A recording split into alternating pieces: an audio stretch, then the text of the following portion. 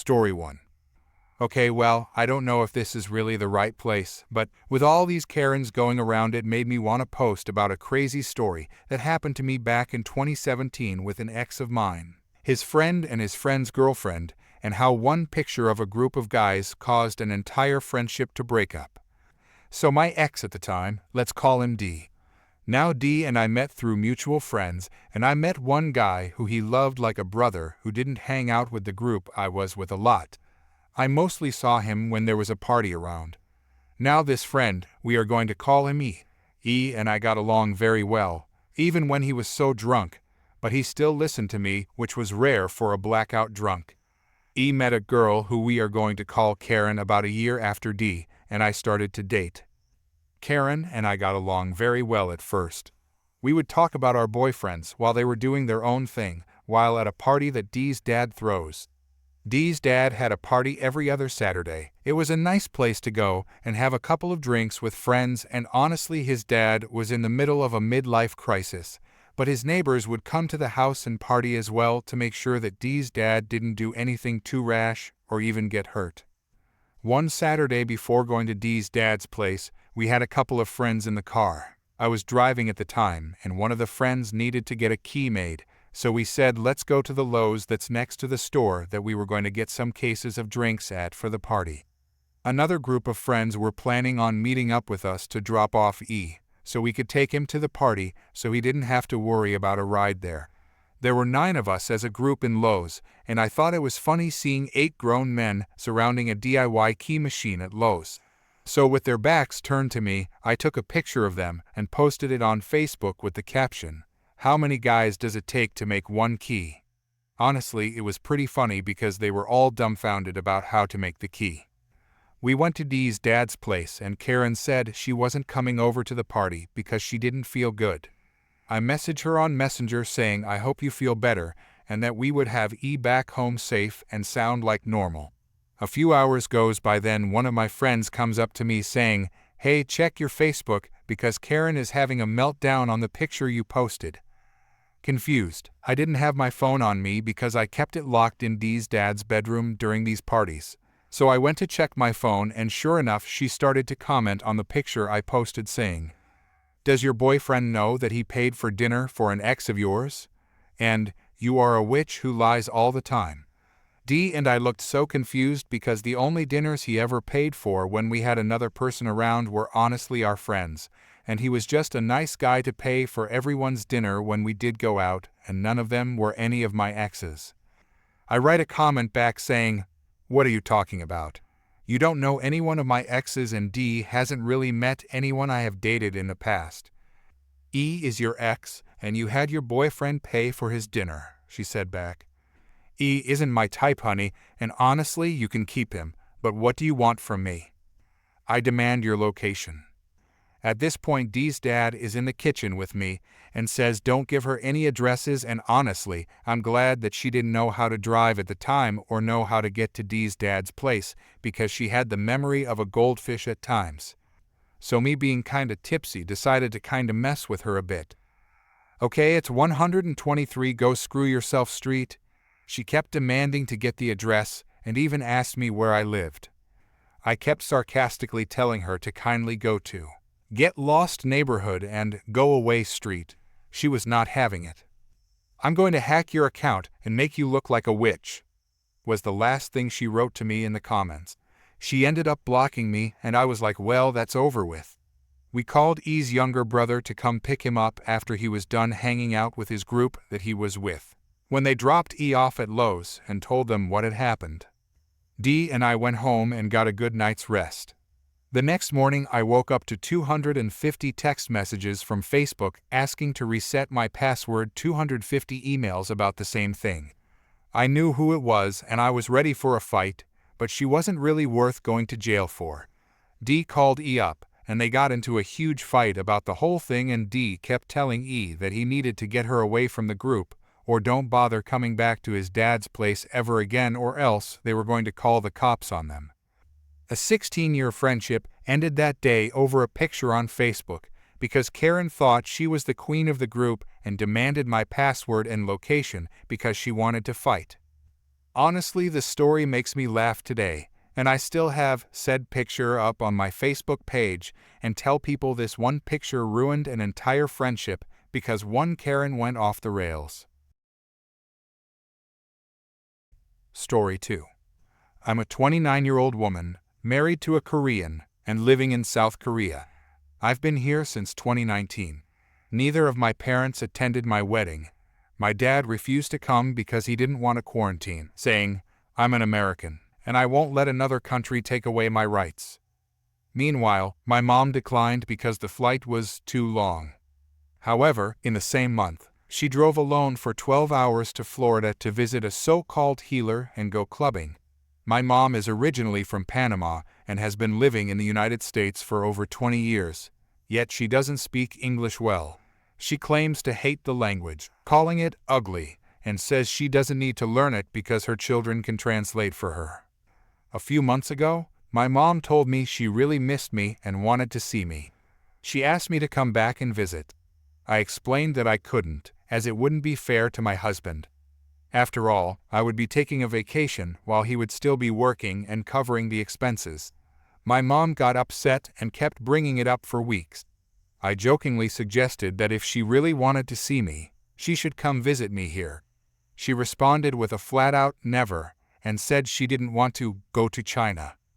About a week after that conversation, she surprised me by saying she would come to visit after all. I was skeptical and sarcastically replied, "Sure, come anytime. You're always welcome."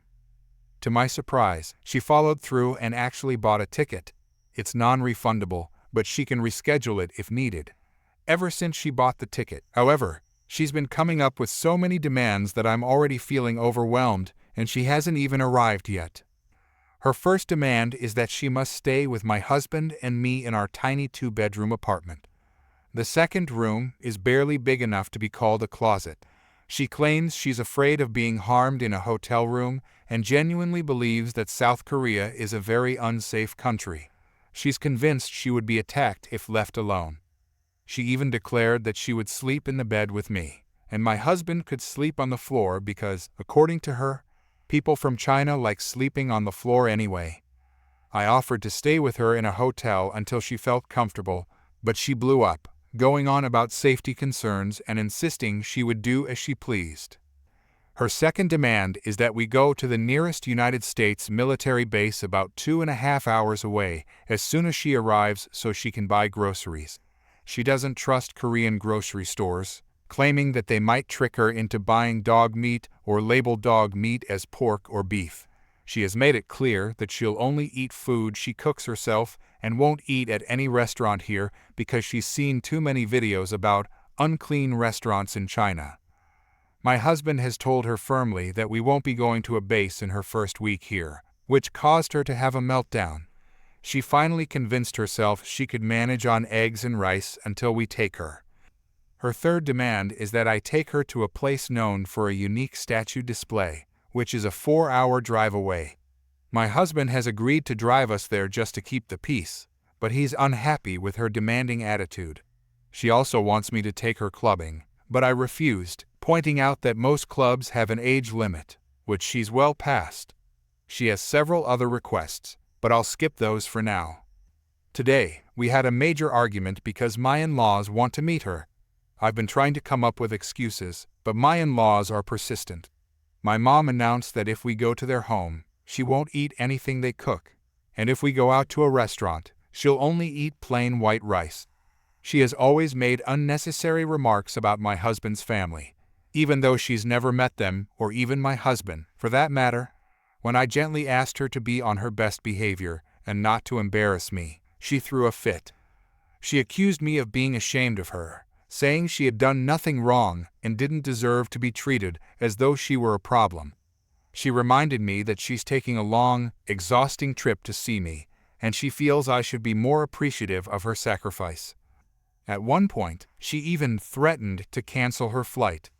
I responded that I would be fine with that, which didn't go over well. She then went into another tirade, calling me a terrible daughter and saying that it's my responsibility to go see her, not the other way around. She ended the call with several other harsh remarks. She's set to arrive in exactly 1 week. Story 3. Background: I am an adult figure skater, and I practice in a big group of other adults. There are skaters going from beginners up to former elite skaters. During Corona, the public rink we usually skate in has been closed, and occasionally, we have rented a private rink for an hour to skate. It is a lot more expensive than our ordinary practice, but you do what you must. Also, it is incredibly hard to get these time slots since the demand is high.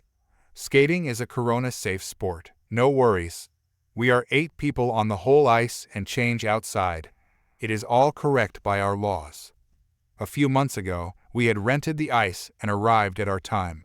Since we are responsible and change outside, we couldn't see what was happening inside.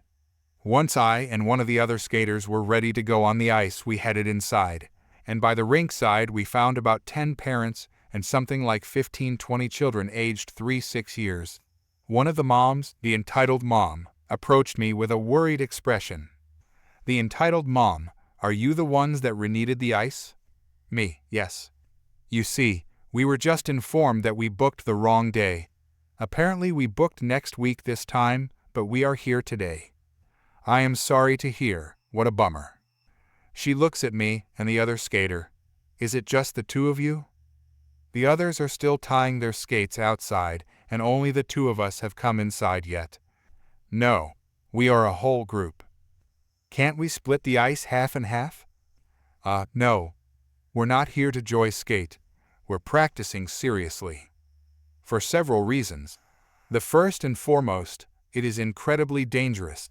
If I run into your child, I will hurt it badly, and I risk hurting myself too. But I mean, it's your kid. Do you want its face sliced up? I would never, ever let my not-existing own kids on the ice during a serious practice. Secondly, we rent the rink to be able to practice freely. Half the rink makes it impossible to practice your program.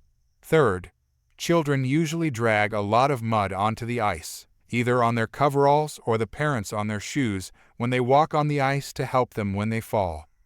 Dirt and mud is a big no-no for skates. It'll wear them out quickly, and we'll have to pay for resharpening. Okay, here I felt kind of sorry for them. We all screw up sometimes, and it sucks. Can't be fun to reschedule an event like this, and I get that. It's what happens next that makes this story entitled. The mom goes to the other parents, and I hear her saying silently like, "I guess you could come next week if that fits you." Then she goes to the children, points at us and says loudly, "These people don't want you to skate, they want it all for themselves," with a super accusing tone like we personally were responsible for her mistake. I ignore her and step onto the ice together with the other skater. This commotion already cost us a few minutes of our short time. I see one more from our group enter the rink, and the entitled mom speaks to her too. I can't hear it though. This woman later confirms to me that the entitled mom tried the same trick on her, guilting her into letting them share the ice, and then asked if the children, now all out of their skates, could at least walk out on the ice to touch it. Since they're all wearing shoes and mud rule still applies, my friend declines. Also, when the ice is newly resurfaced, it is crazy slippery and very hard to walk on. Big risk of falling and hurting oneself. The rest of our group arrives and we start warming up. Half a minute later, the entitled mom opens the gate and lets 2 of the children run straight onto the ice. I wave at her to get them back off the ice, and she waits purposely before she tells them to come back. Only they don't listen. She lets them slide around how much they want. Eventually, she has to walk out on her muddy shoes to pick them up and go back. Not a sorry, no nothing. Not the worst entitlement, but it still boils my blood. Especially how she tries to blame us in front of the kids. Kids are usually very fond of looking at us skating since it looks cool, and when we skate publicly, we often show off whatever they want to see or teach them something. I hate to be accused of being the bad guy. Story 4. So context. My mother has a friend that has terminal cancer. She got diagnosed about a year or so ago, and it recently went terminal. She has only a few months left. So her friends and family decided to have a fundraiser in her honor to help cover medical/afterlife/bucket list costs, as well as help the family out after she passes. This lady is an amazing person. Everyone in town knows and loves her. She's a hairdresser and has been doing my mom's hair for ages. My mom has been a big part of the planning fundraising for this event. There are a handful of this woman's friends family taking a hand in it. However, most of them live an hour or so away, so the businesses and people they are getting donations from are not from our town, and they don't know anyone. So my mom took it upon herself to call damn near every business in town. Family-owned shops, restaurants, chain shops, restaurants, travel agencies, insurance agencies, big places of employment, etc. As well as donations from the general public. She even got our local Walmart to donate lol. She's gotten everything from small items, gift cards, whole baskets, massages, discounts. She even got our local airport to donate 2 30-minute airplane rides around our county. And the latest place to donate was our bowling alley. The guy who owns the place is amazing. He also coaches both our high school bowling teams. When my mom called, he said that he's going to take a bit to think about what to donate because he wants to do something other than just a free bowl or two. He ended up ordering 2 new bowling balls and is donating them along with 2 1HR bowling parties for 10 bowlers, like a $400 donation overall at least. So anyway, he told her last week when he called to confirm what he's donating, to call back in a week today to check if it's in and if she can come pick it up. She's been posting thanks on FB for the donators and telling what they've donated, to kind of give a peek at what the auction baskets will include. So she called today to ask if it's in and if when she can pick it up. She was then informed that someone already did. My mom was not made aware that someone else was picking it up. She posted about the donation on FB and added in the group chat that they have for the friends family. No one outside of this chat knew that she hadn't picked them up yet. She messaged them all asking if one of them had grabbed it and forgot to tell her, and they had no clue what she was talking about. We thought maybe some jackwagon saw the post and decided to take it for themselves. I called the owner and asked if he knew who picked the stuff up, and he said J**********. He said that since she was family, he thought that we sent her. My mom texted the group chat asking if anyone knew who she was, and it turns out that she is the woman's husband's sister.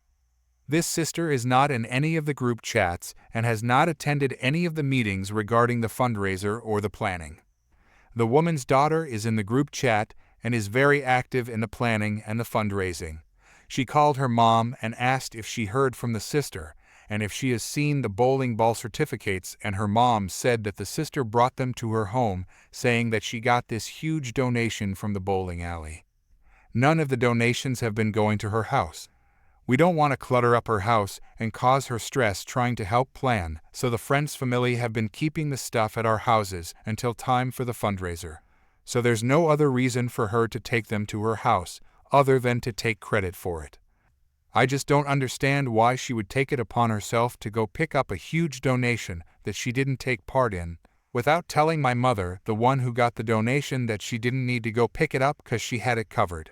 She took it straight to the woman's house without asking the group that's planning where we're storing the donations. And she didn't tell anyone that she took it. She doesn't even live in our town. She lives 30 minutes away. So she had to go so out of her way to pick this up.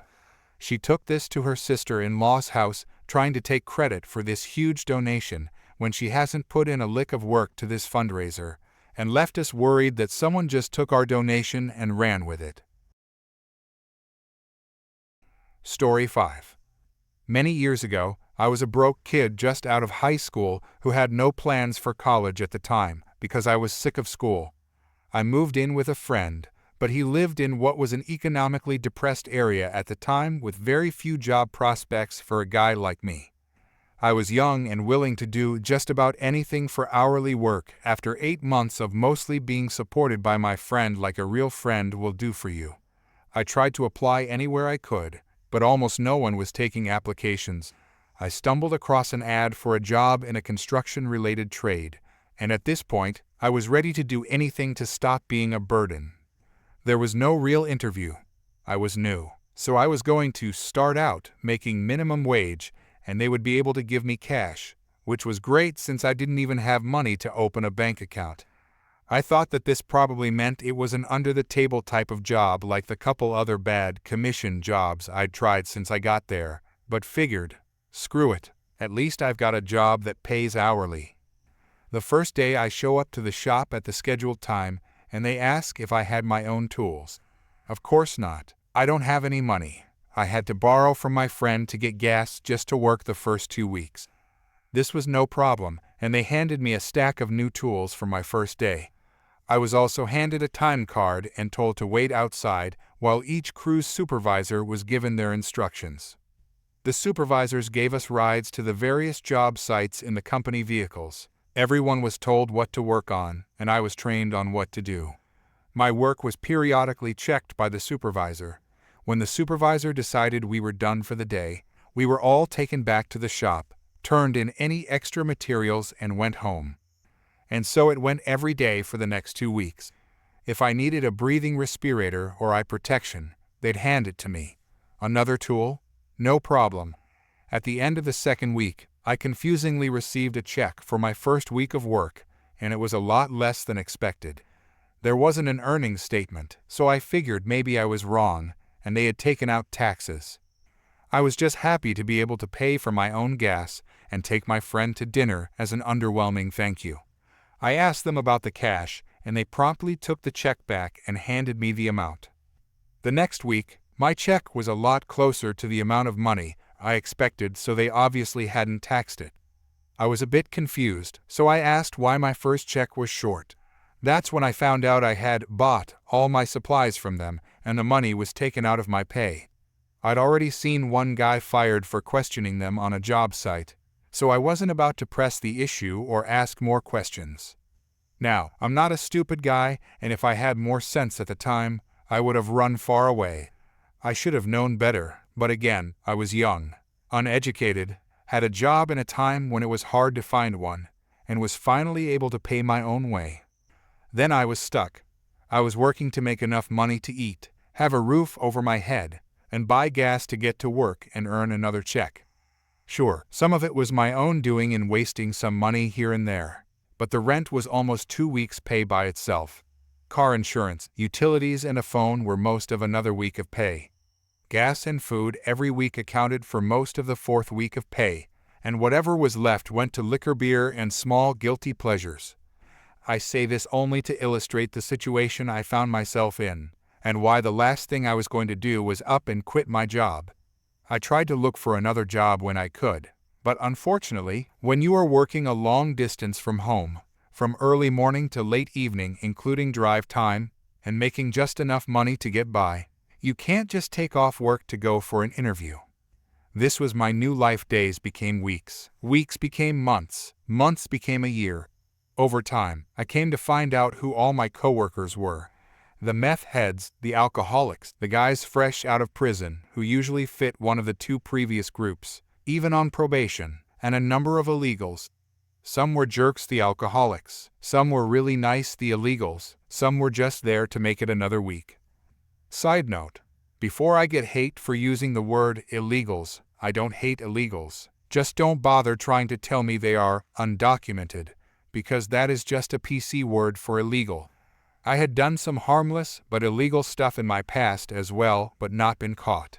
So I wasn't one to judge them on an equally harmless act. These guys were almost all nice, friendly people, and I liked them. We were all just trying to get by. We talked about their living situations, how they sent most of their money back to their families, what family they had here, why they came illegally, so on and so forth. I laughed right along with their stories of the free vacations to see their families when they would be deported before hopping the border and coming back to work a couple months later. I also felt sad right along with them when they would tell me about their problems. The entire point is, this guy loved employing the type of people who wouldn't fight back about their low pay, and who probably weren't going to file taxes. I had less than $100 saved at the end of the year and was about to learn what I'd really gotten myself into. In February, I was handed a tax statement, a 1099. I didn't think anything of it until April came around and I knew I had to do my taxes. I filled in the forms, used the tax tables, calculated things up, and, holy cow! In case you didn't know, when you get a 1099, you are working as a contractor, or basically, you own your own business. Since you own the business, you not only need to pay your own taxes, but also all of the employer portion of the taxes on everything you made. I owed a couple $1,000s with almost nothing to my name. I just gave up. I already expected I was going to be a tax evader by taking under-the-table pay. There was no way I could make the payments for what I owed, so I just didn't file taxes. It wasn't long before I figured out that most of the other contractors were in the same boat, some of them for many, many years without filing taxes. 1 year became 2, 2 became 3. I hated that job and I hated the guy we worked for. We were being worked into the ground for very little pay, while the owner made money hand over fist. He would stretch the cheapest materials as far as possible. He made us buy our supplies and safety gear from him, because if you didn't have it on hand you were fired, and generally found any reason he could to keep money out of our checks. Overtime didn't exist because they considered us contractors. We had to work until they said we were done, based on the expectations they made on the supervisors. Because most of the guys were undereducated, illegal, or drug users, he knew they weren't going to say anything to anyone. By the time you account for all the tax burdens he transferred to us, we were probably making around $4/HR, with supervisors making around $6/HR. The third year in, I received a small amount of money unexpectedly. The job market was a lot better, so I applied for as many jobs as I could and lined all the interviews up for the next week. The money was enough for me to take that week off, and I lucked out with a new job. I quit immediately and started making a reasonable pay. When the end of the year rolled around, I had a W-2 and another 1099. I knew I had a problem. I started combing through IRS documents to figure out just how deep I was.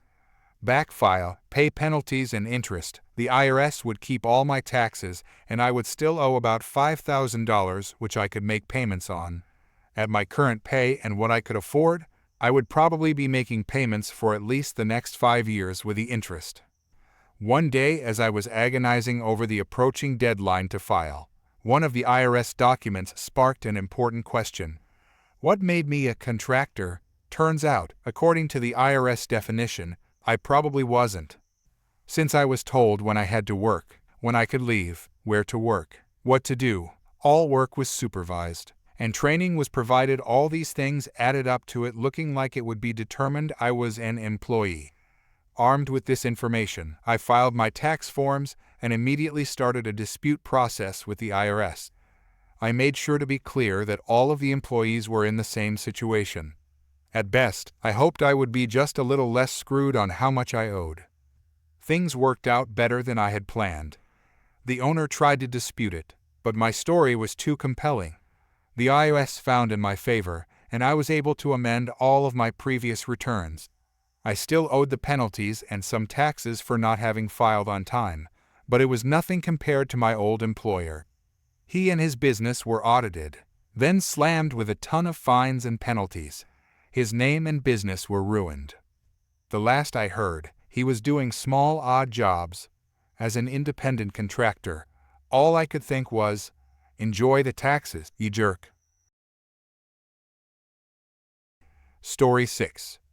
So, I'm not sure how this will go, but I'm sure for this multi-billion-dollar company, this issue isn't even a rounding error on their P&L statements. Some years ago, I tore my knee up real good. In fact, it's still not good, but it's better.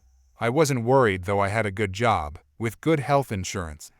I went to my doctor, and my doctor sent me to a specialist who told me I needed surgery. We coordinated everything with my insurance company. My insurance company approved the surgery, cost, etc.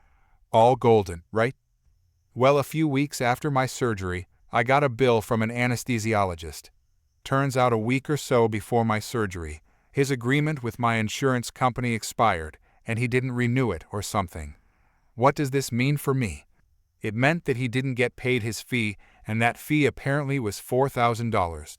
So I called my insurance company and I explained, "Hey, you didn't pay my anesthesiologist. You approved the surgery. You need to pay him." They opened up a case. About a week later, I get told, "Your anesthesiologist is out of network. Therefore, his cost is not covered by us." So I call up my anesthesiologist to try and see if they will waive the cost. Turns out, they won't. They did offer me a discount if I paid cash. I told them no. So I called my insurance company up, and I told them they need to pay my anesthesiologist. They said they already made a decision, and they won't. Now I know for a fact those insurance companies have a customer relations software, and they track my calls, they put in notes on what was said, and they also record my calls. So I told the representative on the phone that I am going to call every single day until they change their mind. He said he's sorry, but there's nothing he can do. 9 calls later, a representative sees how many times I've called.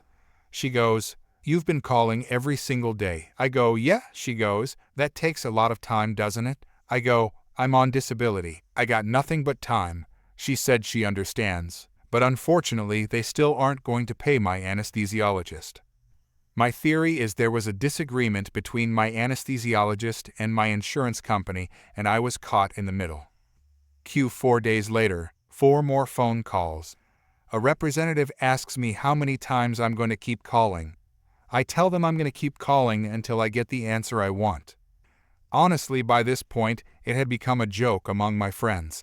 I would sit at home, eat my food, watch my daytime TV talk shows as I left my phone on speaker as I was waiting to get through to a representative. I had unlimited minutes with my phone plan. 7 more business days, 7 more calls.